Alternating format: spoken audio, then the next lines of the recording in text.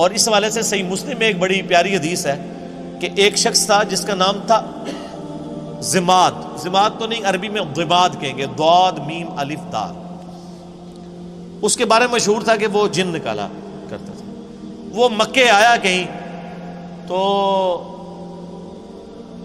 اس کو پتا چلا کہ اس طرح مکے میں ایک شخص محمد صلی اللہ علیہ وآلہ وسلم ان کے ساتھ اس طرح کا مسئلہ ہوا ہے. کچھ عرصے سے وہ اس طرح کی باتیں کرتے ہیں. غار میں چند دن کے لیے گئے تھے. لوگوں نے پھر مشورہ کیا تو اس نے کہا کہ مجھے نبی علیہ السلام کے پاس یعنی محمد کے پاس لے چلو. وہ آیا، اس نے بڑے یعنی اخلاقی انداز میں کہا کہ اے محمد، اگر آپ چاہیں تو میں آپ کا علاج کر سکتا ہوں.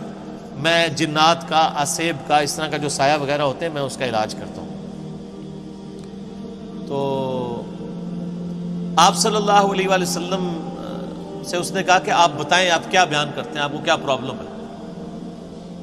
تو آپ علیہ السلام نے چند الفاظ پڑھے، ان الحمد للہ نحمدہ ونستعینہ ونستغفرہ. بے شک تمام تعریفیں اللہ کے لیے، ہم اسی کی حمد کرتے ہیں، اسی سے مدد چاہتے ہیں، اسی کی طرف رجوع لاتے ہیں. من یہدہ اللہ فلا مضل لہ، جسے اللہ گمراہ کر دے، جسے اللہ ہدایت دے دے، اسے کوئی گمراہ نہیں کر سکتا. ومن یضلل، اور جسے وہی گمراہ کر دے، فلا ہادی لہ، اسے کوئی ہدایت نہیں دے سکتا. واشہد ان لا الہ الا اللہ وحدہ لا شریک لہ، اور میں گواہی دیتا ہوں کہ اس اکیلے اللہ کے سوا کوئی معبود نہیں ہے. واشہد ان محمدا عبدہ ورسولہ، اور محمد صلی اللہ علیہ وآلہ وسلم اس کے بندہ ہے خاص اور رسول ہے. اس کے اوپر ایسا روب طاری ہو، اس نے کہا یہ آپ نے کیا کلام پڑھا ہے؟ دوبارہ پڑھے، دوبارہ پڑھا. اس نے کہا ایک دفعہ پھر سنائے. ابھی قرآن تو پڑھا ہی نہیں تھا، صرف آپ نے اپنے خطبے کے الفاظ پڑھے. تیسری دفعہ جب اس نے سنا، اس نے کہا واللہ ایسا کلام میں نے کبھی نہیں سنا. آپ اپنا ہاتھ بڑھائیں، میں آپ کے ہاتھ پہ بیعت کروں، میں اسلام قبول کرتا ہوں. یہ صحیح مسلم میں حدیث ہے. تو وہ آیا علاج کرنے تھا، اس فیلڈ کا ایکسپرٹ تھا.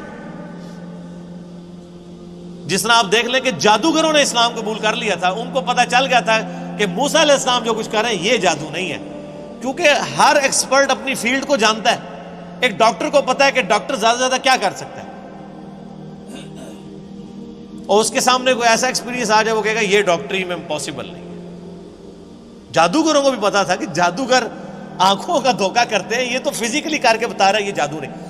تو جادوگر جن کی بیس پہ فرعون اکڑا ہوا تھا وہ تو مسلمان ہو گئے. اس کے بعد تو فرعون کو ویسے ہی مسلمان ہو جانا چاہیے تھا، لیکن نہیں ہوا. ہدایت اس کی قسمت میں نہیں تھی. یہاں پہ بھی مشرکین عرب جو بار بار کہتے تھے اس پہ جنات کا اثر ہے، جو جنات کا ایکسپرٹ ہے وہ کہہ رہے کہ یہ جنات کا اثر نہیں ہے، اور وہ مسلمان ہو گیا. اس کے بعد گنجائش رہتی تھی کہ مشرکین عرب نبی علیہ السلام پہ ایمان نہ لاتے، لیکن وہ قسمت میں ہدایت. اور لوگ کہتے ہیں جی اللہ کے نبی زندہ تھے، لوگ پتہ نہیں کیوں نہیں بات مانتے تھے. آج اللہ کے نبی کی بات مان رہے ہیں لوگ. وہ تو ان سے بہتر تھے، وہ کافر تھے، کم از کم ڈٹے تو ہوئے تھے نا. یہ مسلمان ہو کے اللہ کے نبی کی بات ماننے کے لیے تیار نہیں ہے. تو میں تو آج کل کے مسلمانوں کو دیکھتا ہوں تو مجھے اندازہ ہو جاتا ہے کہ واقعی یار ایک بندہ نبی کو مان کے بھی نبی کی نہ مانے تو یہ تو بڑا مسئلہ ہے، اور ایک بندہ نبی کو مان ہی نہیں رہا وہ اس کی نہ مانے تو وہ چھوٹا مسئلہ. یہ جو آج کہہ رہے ہوتے ہیں نا جی وہ کاش تیرے زمانے میں ہوتا تو میں تیرے قدموں سے لپٹ جاتا، کبھی میں تیری جوتیوں کا تسمہ ہوتا، یہ کچھ ہوتا، میں کہنا رفع دین پھر بھی نہ تو شروع کرتا. تو کہنا ہم لوگ کہیں گے کہ یار ایک مکھیا میں مارنا ہے. یعنی جو اتنا بزدل ہے آج کے دور میں کہ وہ اپنے نظریات کو قرآن و سنت پڑھ کے چینج کرنے کے لیے تیار نہیں ہے، تو وہ ابو جہل ہی ہوتا. یہ ضروری نہیں ہے کہ تیرے ہوتے جنم لیا ہوتا تو ابو بکر عمر عثمان و علی ہوتا رضی اللہ عنہ اجمعین. نہیں، عین ممکن ہے کہ ابو جہل ہوتا، عبداللہ ابن ابی ہوتا. یہ بات کرنا بڑا آسان ہے، تیرے ہوتے جنم لیا ہوتا.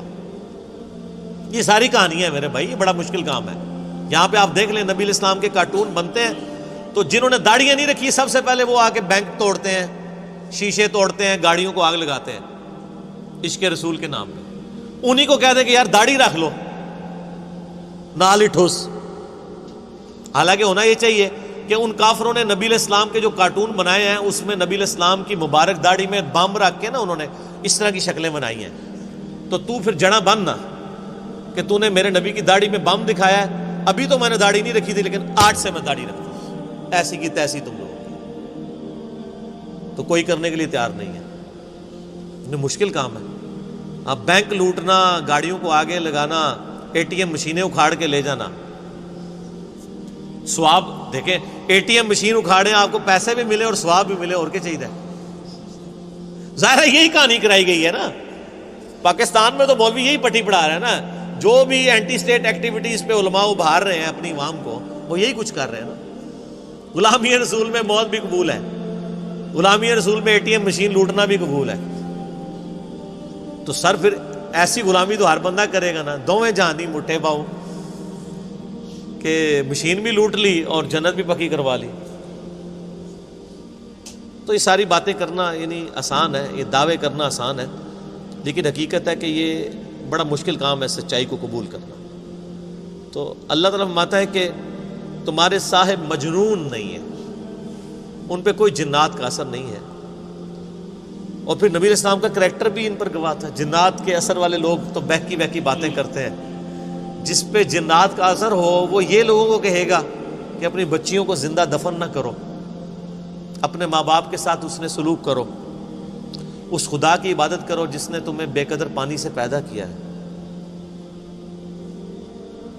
اس طرح کی اخلاقی اقدار جس پہ جنات کا اثر ہو تو اس طرح کی باتیں تو نہیں کرے گا. پھر سورہ یونس میں اللہ تعالیٰ شروع میں آیت نمبر 14، 15، 16 میں آپ کو ملے گا. اللہ تعالیٰ فرماتا ہے کہ یہ کہتے ہیں کہ اے نبی ان سے فرما دو اگر اللہ نہ چاہتا تو میں کبھی قرآن تم پہ نہ پڑھتا. اور یہ کافر کہتے ہیں کہ نبی اس قرآن کو بدل دو یا کوئی اور قرآن لے آؤ، یعنی یہ تو بہت سخت قرآن ہے. اے نبی تم فرماؤ کہ مجھے کوئی حق حاصل نہیں کہ میں اپنی مرضی سے اس قرآن کو بدل دوں. میں تو خود اس وحی کا پابند ہوں جو اللہ کی طرف سے میری طرف آتی ہے. قل انی اخاف ان عصیت ربی عذاب یوم عظیم. اے نبی یہ بھی فرما دو کہ بالفرض اگر میں بھی اپنی خواہش نفس سے کچھ ایسا معاملہ کرتا ہوں، اپنے رب کی نافرمانی کرتا ہوں، تو میں بھی ڈرتا ہوں کہ بڑے دن کا عذاب مجھے بھی آ پکڑے گا. اس سے زیادہ اور کس طریقے سے آپ کو بات سمجھائی جاتی کہ قرآن میں یہ آیت 3 دفعہ ریپیٹ ہوئی ہے، سورہ یونس میں، سورہ الانعام میں اور سورہ الزمر میں. قل انی اخاف ان عصیت. اے نبی تم فرماؤ مجھے تو خود خوف لگا ہوا ہے کہ بالفرض اگر میں نے بھی اپنے رب کی نافرمانی کی تو بڑے دن کا عذاب مجھے بھی آ پکڑے گا. یہ آپ کے بابے ہیں جو کہتے ہیں جو ہمارا مرید ہوا تو ہم تو اس وقت تک جنت میں نہیں جائیں گے، حالانکہ وہ بابے خود نماز پڑھ رہے ہوتے ہیں نا ان کے مرید نماز پڑھ رہے ہوتے ہیں. نماز کا پوچھے کہتے ہیں مدینہ شریف پڑھتے ہیں. ان سے کہیں کوئی ضعیف حدیث دکھا دیں کہ نبی علیہ السلام جب مکے میں تھے تو مدینے آ کے نماز پڑھتے تھے اور جب مدینے میں تھے تو مکے جا کے نماز پڑھتے تھے. کہانیاں.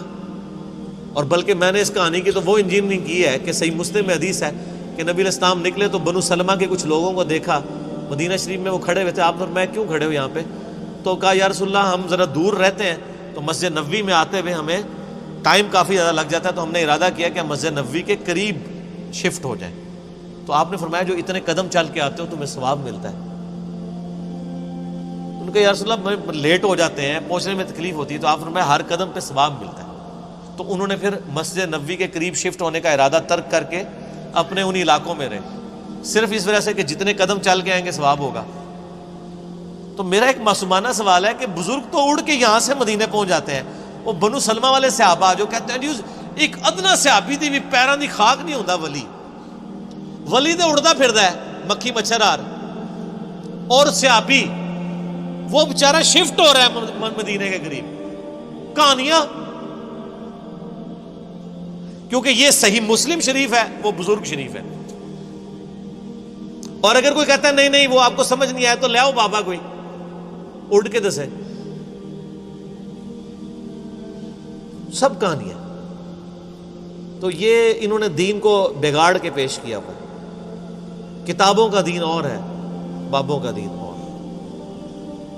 اللہ تعالیٰ فرماتا ہے کوئی تمہارے نبی کے اوپر جنات کا اثر نہیں ہے، ان کی تو تعلیمات بتا رہی ہیں.